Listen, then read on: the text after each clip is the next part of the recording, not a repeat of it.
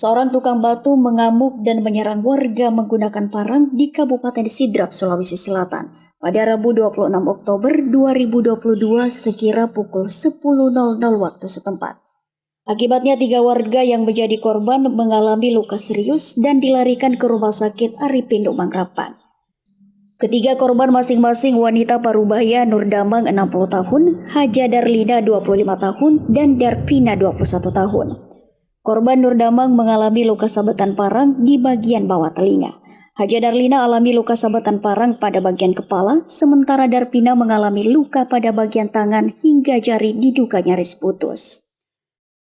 Tadi cuma sekilas juga tadi saya lihat berkumpul di dalam, terus begitu kejadiannya langsung keluar sama itu Jelina pelaku sama itu yang korbannya. Begitu dilihat nih langsung tetangga pergi bantu. Yang pelaku itu bawa parang dia? Iya, bawa memang.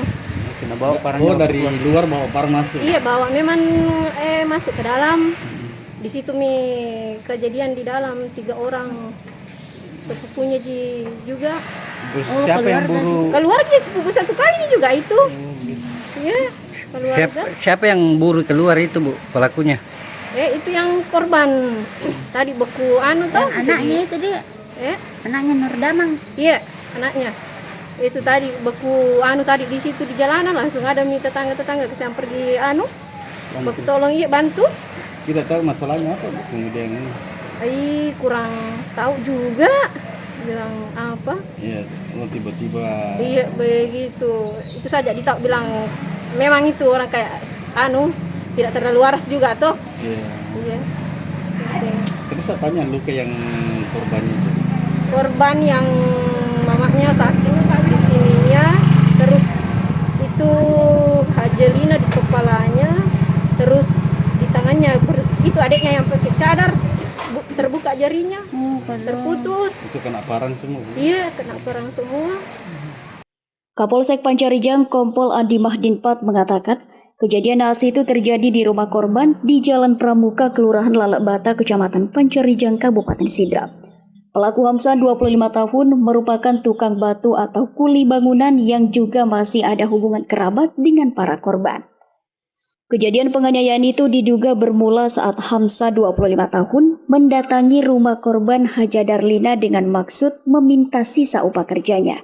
Namun korban tidak memberikan karena merasa bahwa upah yang telah diberikan kepada pelaku sudah lebih dari seharusnya.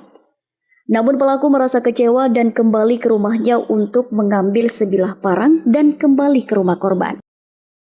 Setelah sampai di rumah korban, pelaku langsung menebas parangnya ke korban Darlina dan 2 korban lainnya.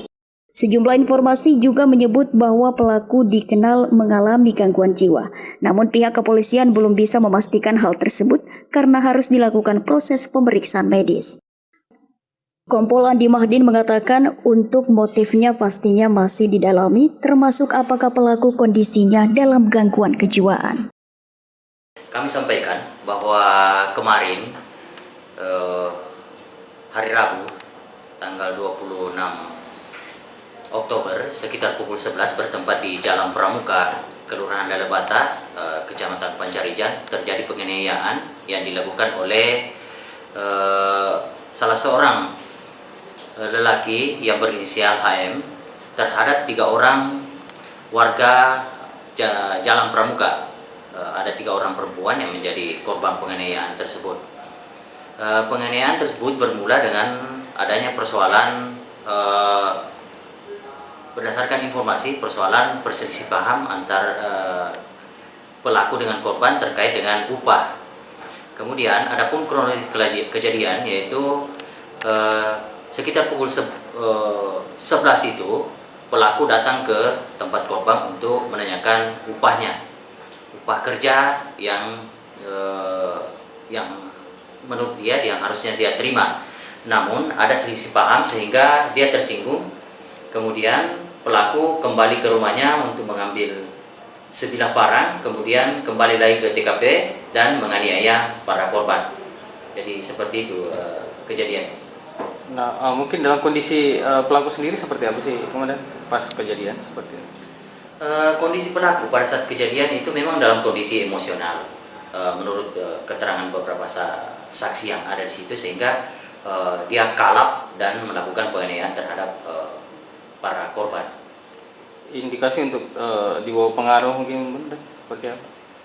Sampai saat ini kalau dia dalam pengaruh dalam melakukan sehingga dia melakukan tindakan itu, sampai saat ini belum ada hasil ya, belum ada indikasi terkait masalah itu. Nah, sementara untuk kondisi korban terakhir seperti apa, Komandan? Untuk kondisi korban, ketiga-tiganya saat ini masih dirawat intensif di Rumah Sakit Arifin Nukman. Ya, dengan kejadian ini mungkin pasal yang dikenakan dan ancaman hukumannya seperti apa, Komandan?